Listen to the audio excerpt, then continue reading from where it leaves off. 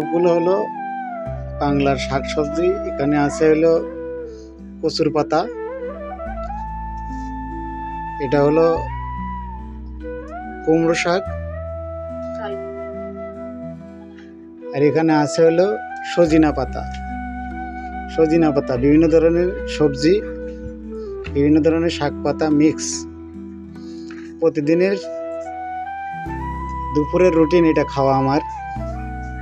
আমি এগুলো খুব পছন্দ করি এবং এটা খাওয়া স্বাস্থ্যের পক্ষে খুবই উপকারী। কারণ সজিনার পাতায় আছে হলো মাংসের চাইতে 3 গুণ প্রোটিন এবং অনেক, এটাকে সুপারফুড বলা হয়। এটা খেলে আপনার স্বাস্থ্যের কোনো রকমের ঝুঁকিপূর্ণ কোনো ধরনের রোগ বালাই হবে না।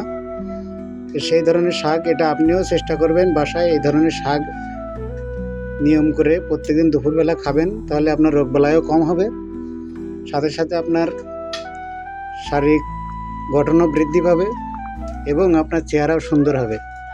যেটা আপনাদের একটু আগে দেখিয়েছিলাম, এটা রান্নার পরে এমন হয়েছে এবং এটা খেলাম, খুবই সুস্বাদু, যা কি বলবো আর, ভীষণ সুস্বাদু। এটা এখন দেখেন গরম ভাব উঠতেছে।